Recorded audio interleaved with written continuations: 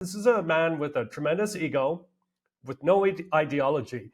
And that so-called national security strategy looks like it was actually, we would be complimenting 12th graders if we said they could write it.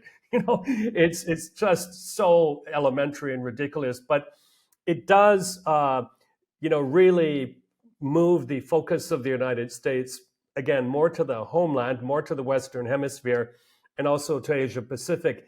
And I do believe that we are seeing a shift. And I don't know if I can credit Mr. Trump for this, but in terms of hemispheric control, Putin in this part of the world, Donald Trump in the Western Hemisphere, Xi Jinping in China.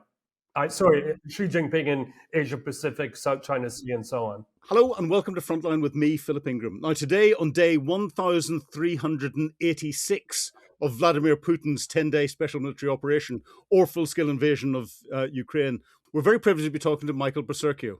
Now, Michael is a non-resident fellow with the Atlantic Council's Eurasia Centre, an author, former journalist, global affairs analyst, and humanitarian. And you are a founder of the World Briefing Report on Substack, and an old friend of the show. Michael, welcome back to the show. Good to be here. It's been a while. Yeah, so you are based in Odessa at the moment. There's lots going on. The Russians are attacking into Ukraine on a nightly basis. Before we get into discussing politics later on in the show, what's happening from your perspective on the ground, in Odessa with the Russian attacks, but then your understanding what's going on the ground in the front line? Sure. Good to be back on Frontline. Thank you for having me. Look, I knew I was coming on, and I deliberately took a long walk today just to survey the landscape in Odessa. And my goodness, it's deja vu back to the winter of 2022, the first winter of the war, when massive drone and rocket attacks put out a lot of the critical infrastructure, energy infrastructure. And, I was out for 2 or 3 hours at least along the same pathway, and generators were humming at every single business. Some businesses are operating in the dark. People are clearly in a glum mood. We're hearing reports of outages in some districts of the city going up to 8 hours a day, but in other parts of Ukraine, more hours in a day without power than with. So very, very frustrating. How you're a small business and you're supposed to survive that, I don't know. And, it also affects medium to big size businesses too, because I've been in some of the big supermarkets, and when the outages last, let's say 30 hours, generators just can't handle that, and meat spoils and that sort of thing. So food supply chain interrupted. One other thing here that's really, really important to put out there, I monitor social media in Ukrainian language. I talk to a lot of people. And what's happening right now, because of that massive, nauseating $100 million corruption scandal, a lot of Ukrainians are blaming the central government for these power outages, because that was money that was supposed to go towards protecting the critical infrastructure, but it didn't. It went into greedy people's pockets. And they're saying, this is why it's happening. It may or not be correct, but they are drawing that linkage. And finally, Mr. Zelensky is spending a lot of time justifiably out of the country, but it does make me wonder. It does make me wonder how attuned he is to the feelings on the ground right now, because once again, I have never seen such anger, not only here in Odessa, but elsewhere. So this may backfire on them in a very difficult way. Yeah. Is that anger also being focused on the Russians for attacking the power infrastructure, or are you feeling that the balance has shifted? And how is that translating into continued support for Ukraine to keep going with its fight against Russia? Yeah, well, that's the big difference you see between the really bad outages, let's say a couple of years ago, where, of course, people were saying this is the work of the Russians. They deliberately targeted critical infrastructure, which, of course, is a war crime, where now people are looking at Kyiv and saying, if you guys had done a better job, if you didn't have so many senior people, now we have to say allegedly, putting their hands in the cookie jar, we would be in better shape. It's as if the Russians could not have scripted this better themselves, because it really discredited them. And I'll give you a figure from the East Europe Foundation, where I'm a board member. We just had a meeting in Kyiv. And this is pretty jaw-dropping figure. They say that trust in national institutions has declined seriously, as much as 40% after the recent corruption scandal. So now, for the past few nights, it's been relatively quiet here in Odessa, but I almost feel like the Russians have done the damage in terms of making this winter very, very difficult. And just to give people perspective, this morning when we all woke up, it was only just hovering above zero here. So very, very difficult on people. So what do you think Zelensky needs to do to try and recover from this? Well, he needs to say, okay, this is what we're going to do. He's going to have to assure people that no one's going to sneak out of the country anymore, like Mr. Mindich did, the first big name suspect from the presidential circle. No one seems to know where the disgraced chief of staff, Andriy Yermak, is, the very, very former powerful chief of staff of the presidential office. He said he was going to the front line, but now Ukrainian media are reporting that he was trying to leave the country under a false identity. Again, all unconfirmed. And Ukrainians, they are watching him carefully, of course, seeing what he's doing, trying to get, that very heavily Kremlin tilted peace plan tilted more towards Ukraine. And but I think people are also wondering, including myself, how much more can you press the Europeans or the UK after so many years of neglect and defense spending? How much more can they do if the US doesn't backstop things here? So the other thing is, what I told you indicated is that I think he also needs to spend a bit more time here, put his ear to the ground and get the feeling of people and reassure them. Because, by the way, the other belief or rumor going around, whatever you want to call it, is that Ukraine is still selling electricity to Europe. And people are wondering, well, we don't have enough here. Why are you selling it? Also, a lot of complaints about electricity prices actually increasing, even though people are going many hours of the day without it. And also, there's been a huge increase in military tax, I think from about 2% to 5%, and also on private enterprises, 20% now tax on that. So, there's also, like, to finish this off, come February or March, we were talking at the East Europe Foundation, if Ukraine doesn't get a huge infusion of funds, it could put a crunch on Kyiv to the point where pensions and teachers' salaries and other public sector salaries may have to be cut. That's going to make things very difficult. Well, there's talk going on at the moment that Europe is very close to getting to an agreement to release $100 billion of the frozen Russian assets that it can then transfer to Ukraine. Do you think that's the sort of thing that would be needed to give confidence back to the Ukrainian people and give the Ukrainian government the ability to continue to fund all the things that you said that they might run out of money on? Well, it's almost Christmas, and I still believe in Santa Claus, but I believe that even Santa Claus couldn't convince the Belgians to open their eyes and see why they have to give that money to Ukraine. They should do it by tomorrow, because if they don't, instead of, keeping that money in Euroclear, and also, by the way, it's emerged this week that the French were kind of quietly keeping a lot of Russian sovereign assets in their banks as well, hoping to not release it.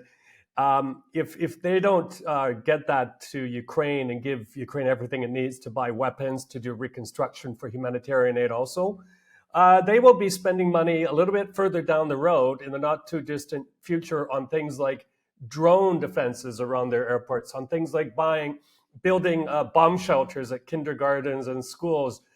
Mr. Putin will not stop if he's not stopped at the Ukraine-Russian border. And we already saw, your viewers in the United Kingdom, what was it, 2 or 3 weeks ago, with that Russian spy ship off UK waters, causing a huge menace, not only allegedly mapping out submarine cables, but, get this, it's mind-boggling, flashing military-grade lasers into the eyes of RAF pilots. That's above and beyond everything else we know of the hybrid warfare. The arson attacks in UK on Ukrainian-linked warehouses, election meddling, disinformation. So I would say to them, okay, sure, be concerned about the integrity of the euro, about foreign nations putting money into your central clearing system. But on the other hand, you have to look at the bigger picture and see what would happen if Ukraine doesn't have that assistance that it desperately requires. So you would see the fall of Ukraine as merely a stepping stone for Russia to then further its ambitions by then coming into Europe, and even if that meant attacking into some of the NATO countries and the potential for NATO's Article 5 to be invoked. Not that that seems certain anymore with the new US national security strategy. Well, exactly. And let's deal with Article 5 for a moment, the collective defense agreement, right? I mean, I've written this in op-eds and said this in other interviews. What does it take for that to be triggered? What is the threshold? The drones that have come into Polish airspace, other NATO countries as well. What happened, as I just referred, off of UK waters?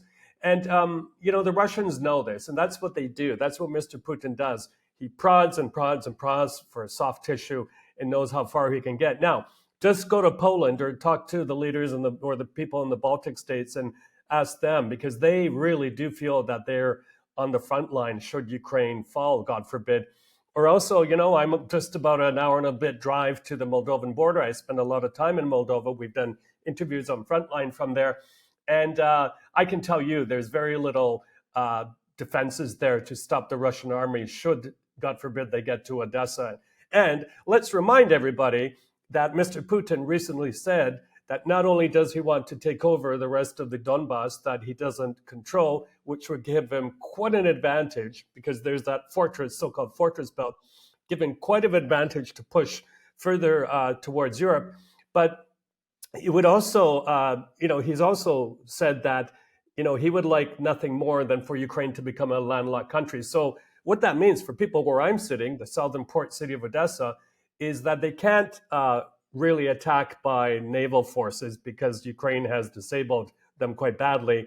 But they could do that with drones and with high-powered rockets. I got to put this out there too, my friend, is that, as I said, we've had 3, maybe 4 days of quiet here, but it's a kind of paradox because on the other hand, me and a lot of other people feel more anxious because usually what that means is the Russians are gearing up for a big attack and makes us very, very nervous. So to kind of finish this too, let's also remind everyone it's World Port Odessa. It's not just Odessa Port. This port feeds the world. And if that stops, that's the other thing that will happen. You'll have a knock-on effect, not only in African countries, some of which are on the verge of famine, but also in developed economies. Get ready for even higher prices at the checkout counters if Odessa is totally closed off to the world.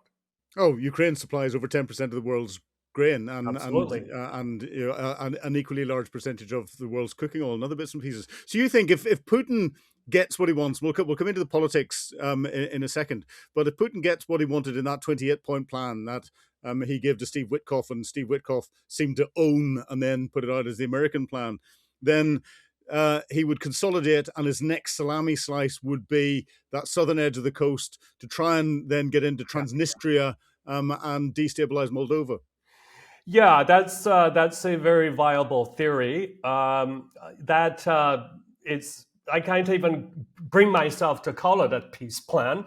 I think it's a plan that is a Christmas present, speaking of Christmas, to Mr. Putin, because they actually love it. And to actually put in there that Ukraine should give up territory that the Russians don't even control, which of course is against its constitution, have to be forced to reduce its armed forces, to swear off of joining NATO.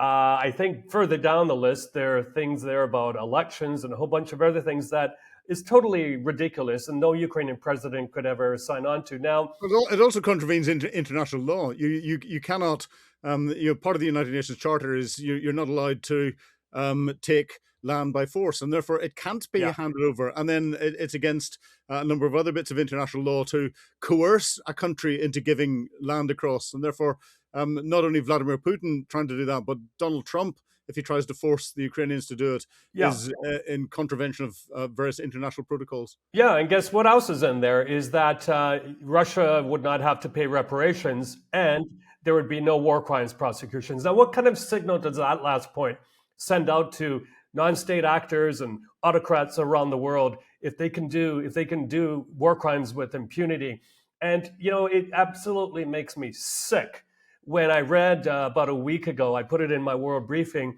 that Russia is actually exporting stolen Ukrainian kids that went to Russia to North Korea, to Pyongyang, to so-called camps where they've been undergoing indoctrination, including developing anti-Japanese feelings. Now, if this isn't number one, an escalation of the war, and number two, bringing the war closer to the doorstep of Asia Pacific, I don't know what is. And that should set off alarm bells in places like Seoul and Tokyo and beyond. Well, it's interesting you say that. We've got the Americans massing forces off Venezuela. We've got the Russians have sent special advisors and clearly equipment into Venezuela to try and protect against any US action. But we've got Donald Trump, who's on one hand is trying to put pressure on Maduro in Venezuela, who's being supported by the Russians. On the other hand, seems to be supporting the Russians in what's going on in Ukraine. Where's the logic in all of this? There is no logic. And let's remind people that things are heating up again on the Thai-Cambodian border, another theater of conflict with which Mr. Trump claims that he brought peace to. He's always said, I'm a president that ends war and doesn't start them. Well, if you look at all of the indicators in Venezuela, it looks like things are really going to heat up there. I mean, sending their largest aircraft carrier, something like 10,000 Marines already in the area. One of my theories there is that he wants to get control of the oil from Venezuela, as well as other natural resources like gold. I think this, excuse that we're stopping drugs headed for the U.S. Coastlines is ridiculous. You don't put out a force like that to hit these boats, though. And that's all aside from the allegations of war crimes too, of hitting some of these boats. But yeah, it's a bizarre kind of mindset right now in Washington. I've almost given up trying to figure out what Mr. Trump's rationale is, other than trying to enrich his family, his immediate circle, perhaps the United States, the so-called homeland. But also, I think he's still gunning for some kind of Nobel Peace Prize. This is a man with a tremendous ego, with no ideology. And that so-called national security strategy looks like it was, actually, we would be complimenting 12th graders if we said they could write it. It's just so elementary and ridiculous. But it does, really move the focus of the United States, again, more to the homeland, more to the Western Hemisphere, and also to Asia Pacific. And I do believe that we are seeing a shift. And I don't know if I can credit Mr. Trump for this, but in terms of hemispheric control, Putin in this part of the world, Donald Trump in the Western Hemisphere, Xi Jinping in China.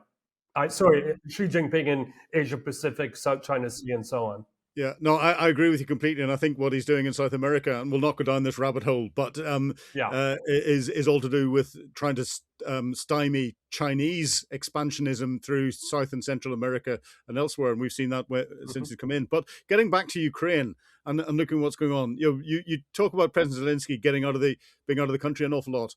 But do you not feel that he's had to get out of the country? Because looking at the latest meeting that he had in Downing Street with Keir Starmer, Francois Macron of France, Chancellor Merz of Germany, the body language that there was between all of them was one of concern and worry because of what's coming out of the United States, not just with the national security strategy, but with the push that has been put behind initially the 28-point plan, then it went down to a 24-point plan, then it went down to a 19-point plan. I understand it's back up to 20 points again.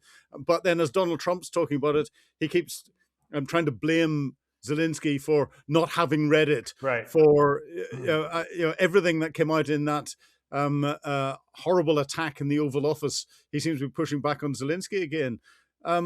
What are you making of the confusion that there is around it? And are European leaders rightly concerned? Well, I'm sorry. Concern doesn't stop Russian missiles. What stops Russian missiles are Patriot missile systems. They need German Taurus missiles here to strike further and more intelligent within Russia. They need also, of course, U.S. intelligence. No one does it better than them. But, I've talked to enough Ukrainians here to very authoritatively tell you is that people are sick and tired of this blah, blah, blah, these statements of concern. It doesn't do anything. And, I was appalled. I just was in the G20 summit in Johannesburg, and I put it directly to Madame von der Leyen. I asked her, how on earth could you guys allow yourself to be so sidelined with this peace plan?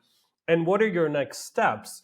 And she didn't really have a great answer. And then the EU Foreign Affairs Chief, Kaya Kayas, was recently in Doha live with Christiane Amanpour, and she was asked about this peace plan.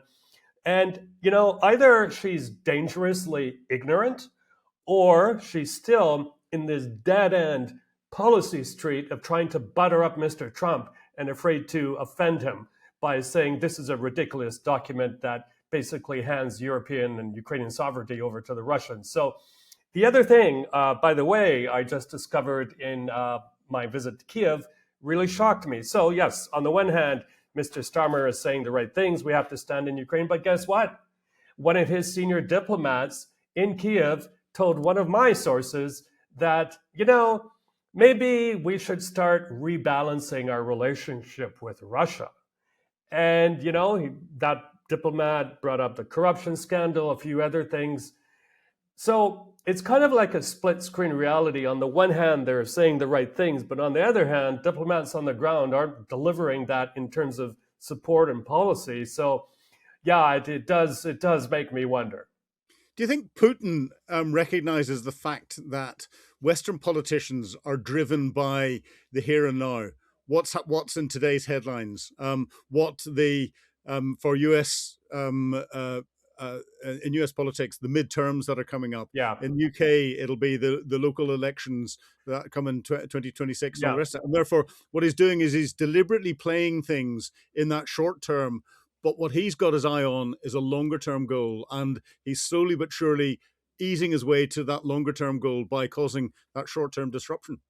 Yeah, well, those of your viewers who were addicts to the series House of Cards, like I was, may remember a scene when the fictitious U.S. President Underwood, confronts the fictitious Russian president and says, "You know what? Life is good for you, isn't it? You don't have to face an electorate. I mean, you do, but we all know that you rigged the votes and the results and so on and so forth."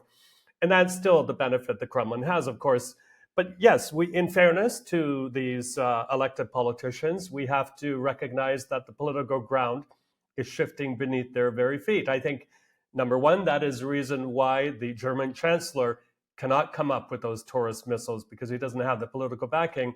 Number two, and this is really worrisome, is you may have seen that Giorgia Meloni, who is been up until now a very strong supporter of Ukraine, has said that, at least for the time being, we have to opt out of that collective NATO buying scheme because we just don't have the political support at home. And one of the members of her cabinet, an opposition member, said that, maybe it's time to sort out our relationship with Russia. It ain't looking good, as they say down south in the United States in those regards. But it is the here and now for many of them. I think they're genuinely driven deep in their soul by wanting to help Ukraine, by realizing that if Mr. Putin is allowed to get away with what he's doing, that it's going to be a complete mess. But, you know better than I do the concerns back home in the United Kingdom of migration, the economy, things like that. Look, I think the problem is a few years ago, I mean, we can go back way to 2014 when Crimea was forcibly annexed, is that back then, these leaders, some of who are still in power, like Mr. Macron, should have said to their electorate, get ready for a war economy, because it's a worst case scenario, but this is what could happen. Had they said that back then, I think everyone would have been much, much better kind of psychologically prepared to do what has to be done right now, take part of those national budgets and devote them to defending Ukraine, pushing back Russia. Can you see parallels in what's going on today between what happened in 1936, 1938, that sort of time frame just before the Second World War? Look, I'm not a historian, but what we do know is that the former Soviet Union, that whole kind of mentality of having a huge block of nations under the thumb of the Kremlin has never vanished.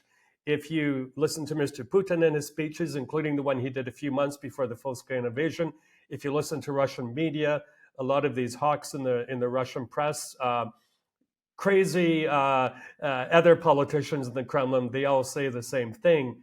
So, and a lot of these former states, Kazakhstan being one, have grown up. They have stronger ties with China. Their economies have grown substantially. They're relying a lot less on the central government in Russia.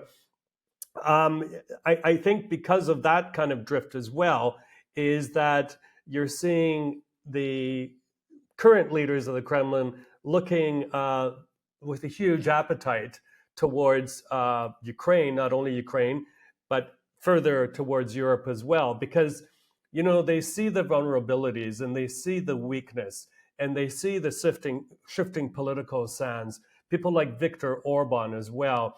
And a lot of this is tied to energy. One more point here, because I'm trying to widen the aperture out a little bit for everybody, is that, one, I guess, explanation for Mr. Trump's attitude with Russia could be that they do realize is that China still has its eye very much on the Russian Far East. There is a school of thought that I subscribe to that with Russia so distracted right now with the war in Ukraine, that the Far East is not well protected. It isn't. And that, maybe in the not too distant future, maybe their time to hop and take some of that territory, some of which they see as disputed still. Well, that gives us a perfect subject to have you back on again and examine in more detail, because we can then talk about Japan and its Kuril Island and everything else. And I'll be in Asia next week, so we can do it from there. Exactly. Michael, it's been a real pleasure talking to Likewise. you once again on Times Radio Frontline. Thank you. You've been watching Times Radio Frontline with me, Philip Ingram. Now, if you want more on the war in Ukraine, please subscribe to our YouTube channel and sign up for membership to get you exclusive content and allow you to ask questions back to me. And remember, Frontline is also available in podcast form. You can listen to us wherever you get your podcasts. Just search for Times Radio Frontline.